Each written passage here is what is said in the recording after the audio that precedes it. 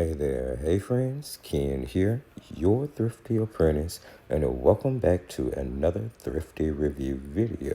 Friends, we are taking a look at the Schmincke & Company Retro Line 8 half-pan professional travel set. So, right off the top, let me tell you that this set was gifted to the studio. I did not purchase it. It will not have any bearing on me offering my honest opinion, but I did want to be honest about that just so you would know in case it makes any type of difference to you. So the set comes in this very straightforward, boldly branded Schmincke package, cardboard box. The information basically lets you know that it's 8 half pans. There is a digitized color swatch on the back with stock numbers, so you can make reference on their site if you needed to. It gives the address for Schmincke, the website, the email, the phone number, you know, the relevant branding, manufacturing information that you would expect. On the inside of the box, you're gonna get a few things. You're gonna get the palette, and then there is a swatch sheet and a thank you note. The thank you note is translated in English on the bottom, so I really do appreciate that. And then there's a swatch sheet where you can see that I've already swatched the colors, just so I can make quick reference when I'm out and I'm on the go. So the palette itself, I feel, is super well made. It is heavy and substantial. It's not wobbly or feel like it's falling apart. It does have a thumb ring on the bottom, which I've told you guys before. I never really use that. There are divots on the bottom, which helps the palette sit flat and stable when it's sitting down, which I feel I personally appreciate. And it's heavy, so it's not really going anywhere. Now, I didn't find any issues with the latching of the palette. It latches really well. And on the inside, you're gonna get 2 mixing wheels. The coating is really nice and smooth, and I have not experienced any staining. I've been able to clean that all the way back to the original white of the palette every single time. So I just feel like the palette itself is really well made. Now on the inside, you're gonna get your 8 half pans, and they are held into the palette with these spring locks. So in order to release the half pans, if you wanted to rearrange them, you would pinch the railing and pull up, and that's gonna release the half pans. And you do that on both sides in order to access your half pans. Now, there's an empty space in the palette here because there's only 8. You can put 4 more down the middle.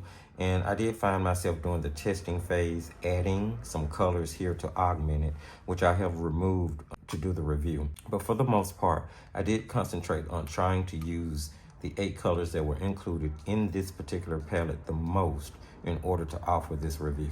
So each half pan, based on research, is hand poured, and I didn't see any consistency issues or problems with anything. They were all filled to the same capacity. It's a standard half pan, and it does have the color reference for the paint. This particular color or each particular color listed on the side, again, giving you the opportunity to make reference to all of the artist information on the website. So yeah, you have all of that. You have 8 colors included. We'll go into those in just one moment. So very substantial palette. No issues with the presentation of anything. I think it was pretty straightforward. Now, I will say that the paint, the formula is a bit tacky itself. It might be honey in these, if I'm not mistaken. So a very humid climate might need to be on the lookout that the paints don't travel, especially depending on whatever position the palette might be in inside a travel bag. But I haven't had any issues, but I also have not necessarily taken it outside on the go in the humidity and the heat here in Texas, which, you know, could cause an issue, but, you know, we'll see as we move on in the future for that. So into the swatching and testing phase. But before I talk about that, I do want to backtrack just a second, just in case I did not mention. The 8 half pans in this set do come wrapped, and on the wrapping is going to be all of the relevant artist information, light fast information, pigment information, staining, and transparency. So just in case I didn't mention that, I wanted to throw that out there just so you'll know. So all of that is included in the packaging. Now, as far as swatching is concerned, the first thing I did was to swatch them out on 100% cotton. This is the Color Diary swatching book.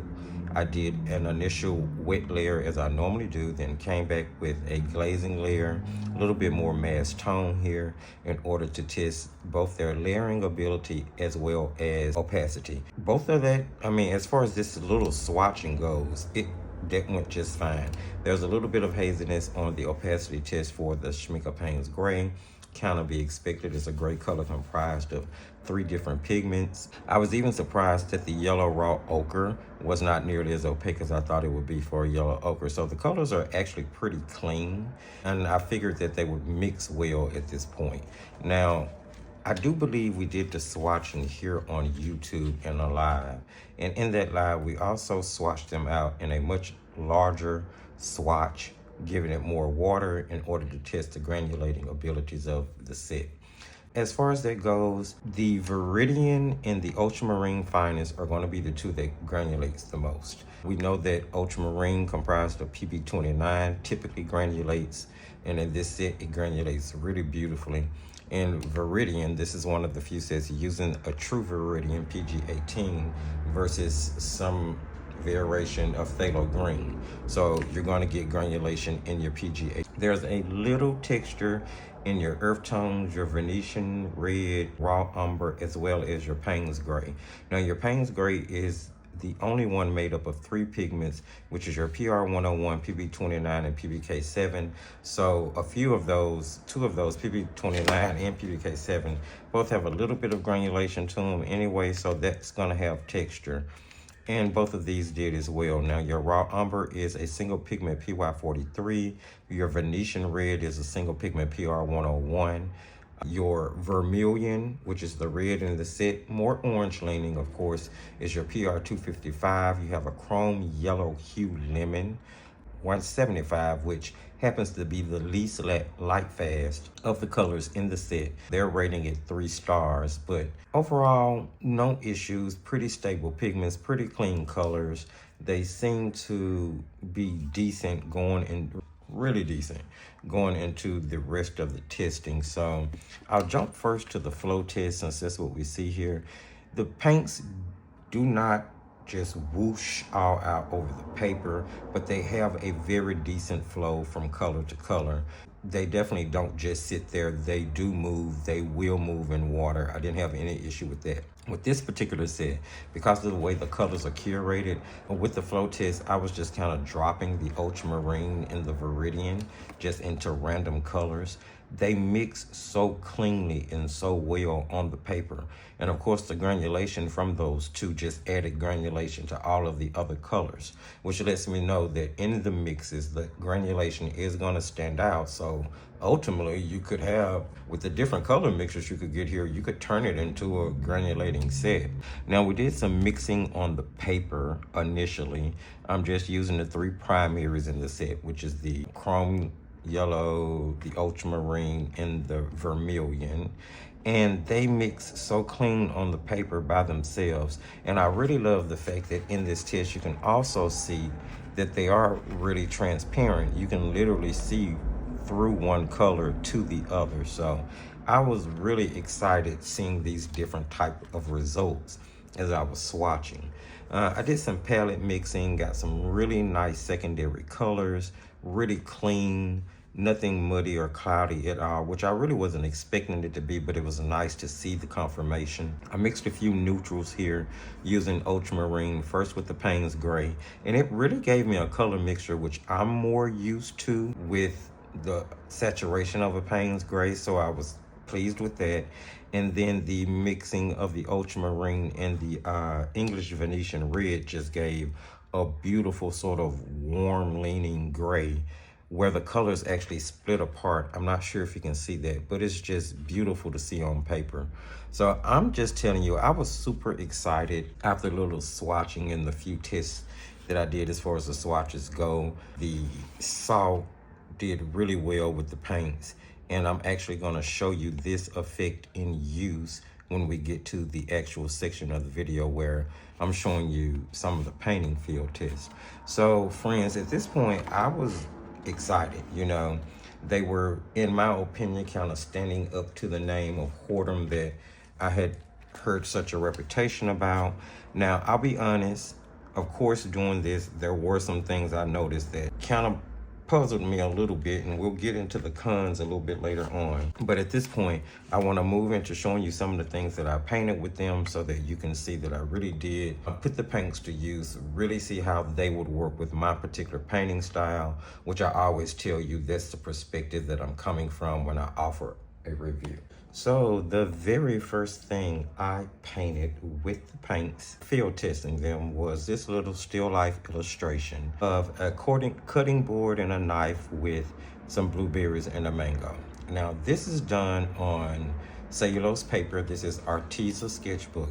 Now you guys may have heard me mention before in a video or 2 or 3 that the paper in this sketchbook, the sizing is going bad on it, and I've been having issues with every single page I try to paint on. I don't want to just stop painting in the sketchbook because it has so many pages left, so I continue to push the envelope with every single thing I paint in it. Now, I wasn't completely satisfied with the way everything came out, and I don't want to just blame it on the paper sizing, but the truth of the matter is I was just really having a hard time.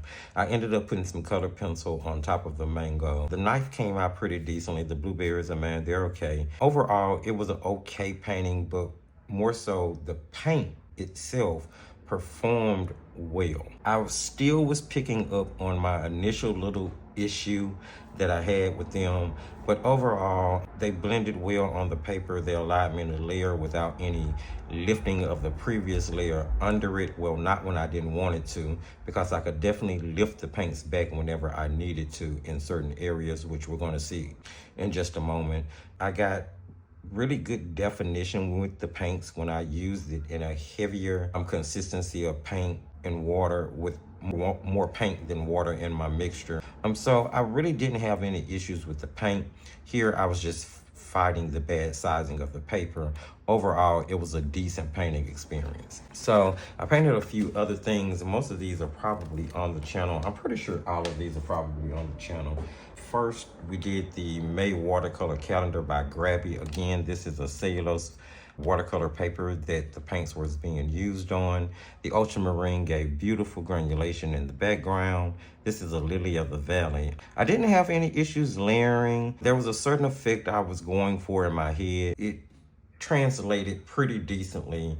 I do wish that I would have pulled back on allowing the background wash to kind of migrate into the actual buds of the lily, but I rectified that as much as I could with using bleed proof white.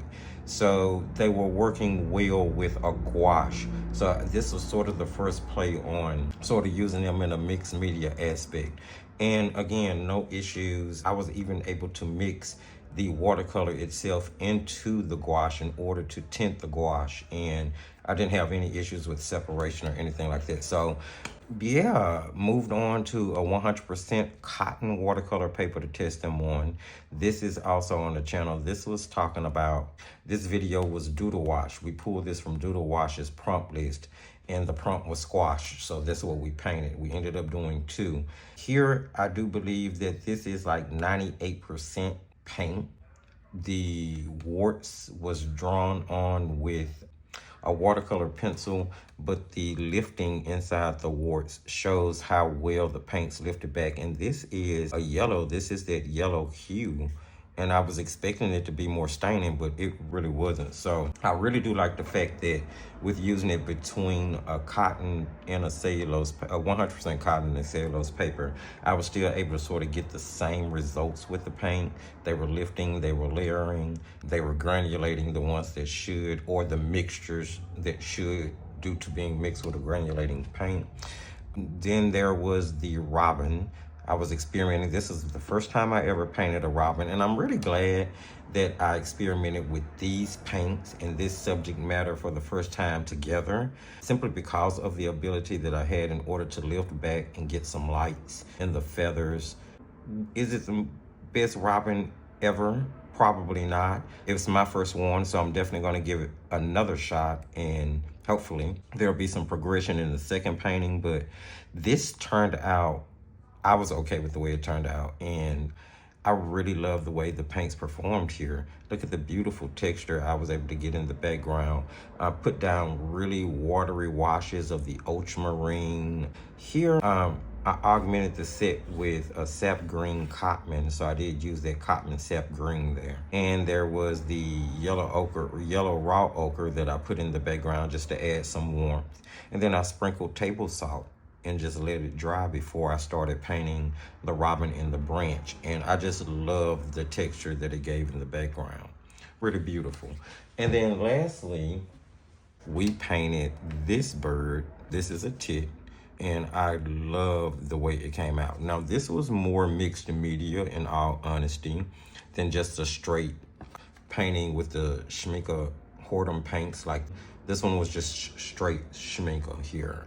This is a mixture of the Whoredom paints, but nonetheless, they played so beautifully together. They mixed well on the paper together.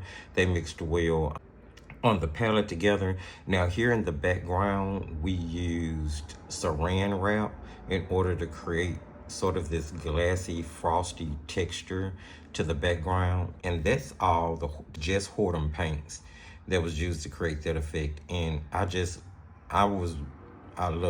had so much fun doing this and just kind of figuring it out and working my way through it and getting it done. So I was really pleasantly surprised with how well the paints played with other mediums, from watercolor pencils to gouache to other watercolors. So overall, I had a pretty decent painting experience with them, although all of my paintings may not have been completely elaborate. Now, that brings me to what I necessarily find as a kind of drawback, or not maybe necessarily a drawback, but they're different. They seem to have quite a shift as far as saturation is concerned.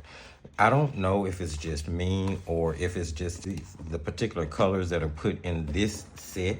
Not to say that every Schmincke color or all of the colors do this, but they just all seem to shift a little bit more in saturation when they dry.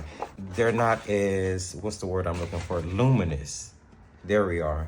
They don't seem to be as luminous as a lot of the paints that I find myself drawn to. And that's why I continue to, insist that, this is just based on my painting style and my experience. They seem just a little bit more, I don't want to say dull because they're not a dull paint, but I don't know. I just feel like they're not as luminous. They kind of put me in the mind of Lucas Aquarelle 1862, not because I believe the formulas are the same, but Lucas gives me that same feel. It has more of a vintage watercolor feel to it to me.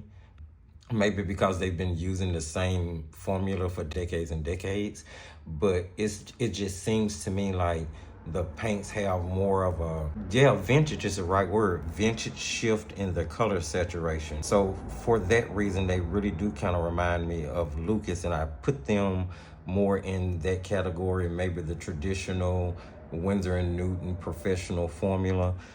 They really kind of give me that, whereas I'm a artist that really likes working with the professional lines that are really punchy, like Core, Shinhan, PWC, Magello's Mission Gold, especially their pure pigments. Even Holbein, I feel like Holbein is definitely more saturated, and these are just some examples of the ones I'm typically drawn to, so you may be able to understand, especially if you're someone who loves Schmincke, or if you're someone who really likes painting with Schmincke paints, why I may have just a tad bit different opinion. And maybe that's because the colors or the companies that I'm talking about, maybe they're using some type of brighteners. I don't know, because I don't really work for any of them, but the formula just seems to be a little bit less luminous than a lot of the formulas I'm typically drawn to. That's not to say it's a bad thing, because outside of that, I feel like they are a beautiful paint. I really love the way they perform. Now, I really kept saying to myself, they seem really close to their Academy paints. Now, I don't know if anyone has ever experienced their Academy paints. But this is the Schmincke Academy paints. This is their student grade line that was reviewed on the channel maybe a couple of months back. You can definitely find it under the Thrifty Review playlist. I'll try to remember to link it if I can. And one, I love the 10. I love the presentation here, just like I did. Of course, the presentation here is not as elaborate as it is or as heavy as it is here because this is the student grade line. But the formula of the paints don't really seem that much off to me. And I don't think that's an insult at all. I believe that that's a testament as to how well the actual Academy paints are formulated. Because there's no doubt in my mind that these are definitely professional paint. They do perform a tad bit better, but not so much to the point where I would say there's a difference like there is in Winsor & Newton's professional line versus their Cotman line. I don't think that there's as big of a difference here. These are very eerily similar. So I swatched them out side by side, and I decided to do it on a 100% cotton paper. This is Strathmore 500 series. And I basically put down an opacity test line because I wanted to swatch them out and see exactly what I was getting here. So let me pull out really quick the original swatch sheet for the Academy paints. So this is, let me see if I can fit all of this on screen. This is the swatch sheet for the Academy paints. This is the swatch sheet for the Whoredom paints. And here we have them swatched out side by side. So on the Academy side, you had a cad red in a 12.5 pan set, which is a PR 255 cad red hue. And in the Whoredom set, you have a vermilion, which again is PR 255, I'm sorry. I may say 252. The cad red hue is PR 255. The vermilion is PR 255. So they have the same pigments, just different color names there. In the Academy set, you're gonna get a cad yellow hue, which is PY 157. Yellow hue lemon, which is a PY 175. So two different pigments there. And you're gonna get a permanent green, which is a PG7 mixed with a PO62. So it is a two pigment mixture there. But nonetheless, there's still two clean greens that you can use to mix with, especially that PG7 standalone pigment color. Next up, you have ultramarine PB29 on both of them. And although the Whoredom is a little bit more saturated, as you can see, there's not a huge difference there. Now, in your Academy set, you're going to get your yellow ochre versus the Whoredom set's yellow raw ochre. I believe that the one in the Whoredom set is definitely cleaner. This one probably has more fillers in it. You can see it's definitely more opaque than the one in the Whoredom set. And the one in the Whoredom set is a dual pigment. It's PY42 and PY43 versus the one in the Academy set being single pigment PY42. So again, the Whoredom paints are definitely a more professional paint, but painted out and used together, you can't really tell a huge difference between the two at all. We had a Venetian red in the Whoredom set. I think they call it an English Venetian red. And in the Academy set, you have just an English red. They're both single pigment. They're both PR 101. In the Academy set, you have a burnt umber, which is a PBR7 single pigment. In the Whoredom set, you have a raw umber, PY43, again, single pigment. So pretty, although those are different colors, you know, they're definitely formulated differently to give you a different hue. And then we have your Payne's Gray in your Whoredom set versus your black in your Academy set. And as you can see, after the black dries, it shifts to be almost the exact same hue as the Payne's Gray. So if you had this set and you also have the Academy set and you feel like you may be missing some colors here, you could definitely add the colors from the Academy set that you feel like you're missing here in order to kind of augment the palette. to make it a little bit more useful for you if you were ever gifted this set or purchased this set and decided you wanted to add a few more colors to it, or you may have some Schmincke sitting around. Either way, I just kind of wanted to point that out. And the reason I wanted to is because, let's talk price now. The price tag on this particular retro line little bijou box travel set is around 86 bucks.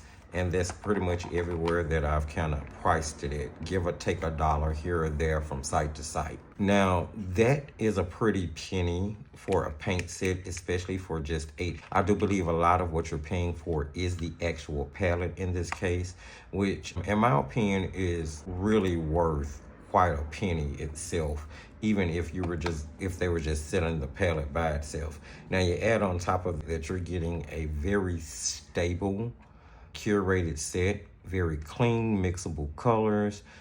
Of the 8, 6 are single pigment, 1 dual pigment, 1 triple pigment.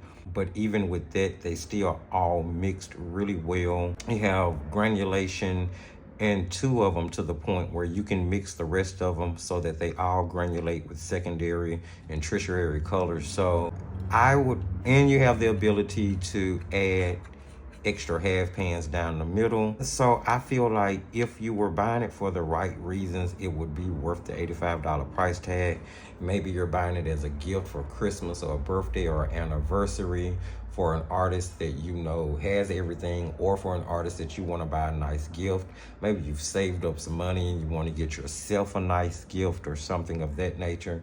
I could definitely see it being that. It's not a palette that I would necessarily recommend to a beginner. Is their very first watercolor set. I do believe $85 would be a lot of money for someone to spend on their very first watercolor set, especially when it's only 8 really specific curated colors. Outside of that, this is a beautiful palette to have for plein air painting on the go outside. I could really see it being heavily used by people who love to do landscape painting, people who love to do, because they're single pigment and they're so transparent, as well as liftable and glazable. I can definitely see them being used with someone who likes to do really realistic type watercolor artistry. So there is, without a doubt, a reason that they could be used. However, the Academy paint set, which comes with 12 half pans itself, which I believe is formula literally, is just not, I'm not gonna say a step below, but half a step below the Whoredom formula. And this is just my opinion based on my experience. And you can get 12 half pans. This set runs about 55 bucks. So again, not the cheapest paint in the world, but I feel like if you wanted to get a feel for Academy paints, not Academy paints, I'm sorry, if you want to get a feel for Schmincke paints, and you don't necessarily want to spend $85, $55 might be a little bit easier pill to swallow, and you're going to get a very decent, very nice painting experience. And then maybe you can buy Schmincke Whoredom paints by the tube or by the half pan as you run out of your Academy paints, and just replace it that way. And that'll be a great way to transition from the Academy paints and take a step up into the professional line without maybe really breaking your pocket at one point. I don't know. I'm not trying to tell you what to do with your money. I'm just definitely trying to make some suggestions. On a star scale of 1 to 5, I would give these paints, I'm sorry, let me correct that. On a professional star scale of 1 to 5, I would give these paints a 4.5. I really think that they are a beautiful paint. My only personal quarrel with them is I feel like they are not as luminous or as punchy as a lot of other professional paints I like, but I definitely wouldn't say I wouldn't use them. I would not say I wouldn't recommend them. I'm pretty sure you can find them in different renditions other than this particular palette. Now, if you're interested in this palette, I'm definitely gonna link it in the video description. I'm also gonna link the Academy paints in the video description, just in case that piqued your interest. But you can definitely find Schmincke paints open stock They are going to be a little bit more expensive here in the United States market versus European markets, where they're probably going to be more accessible. Therefore, they'll be priced a little bit more reasonably. But if you buy them from an American site, they are going to be a little expensive. So maybe you just want to get 1 or 2 tubes in your primaries, or maybe the colors you like the most, just to test it out before you jump into making a huge purchase of a palette that might hit you for a pretty penny. Or again, you can always just try the Academy paints, because I feel like they will give you a really good idea of what the whole line is all about. So friends, there you have it. Hopefully something that I've said throughout the course of this video helped you out, helped you make a decision, helped you steered you somewhere in some way to feel something good or bad about the Schmincke Whoredom Retro Travel Box. I think it's a really nice set of paints, and I'm definitely going to be putting the colors that I feel like I want to add to it from the Schmincke Academy paints down the center channel there. And I'm going to take this little box out on a little excursion, mainly because I want to see how it's going to handle with these paints being formulated the way they are in Texas heat and traveling, and if it's really worth the travel. So at some point I may actually update the video description to let you guys know how that went. So there you have it. Hopefully it helped you make a decision on what you're going to do. If it did, don't forget to give the video a thumbs up, my friends. Sprinkle a little love. You can share the video if you would like. Maybe someone else would love to get the information on these paints. Jump in the comment section. Let me know, what do you think? Have you used Schmincke paints? What was your experience with them? Do you feel like I feel, that they might not be as luminous as some other punchy brands, maybe some newer brands on the market? Let me know your thoughts. Again, I'm not poo-pooing them. I love the paints. I love the paints. They wouldn't be the first set that I grabbed, because especially if I'm trying to just paint how I like to normally paint and have a punchy result, but they definitely would be a set that I use on a regular basis, and I'm going to use these up, both of them, without a doubt. So let me know your thoughts. You can subscribe if you're new, or if you're returning and you haven't done that, be sure to hit that notification bell so you'll know when we go live and when we upload new pre-recorded videos. Check the video description for all of the relevant links. I'll be sure to link these, and there will also be links for social sites, the website, Patreon, in case you're interested. And remember, as I tell you at the end of every single video, my friends, just keep creating.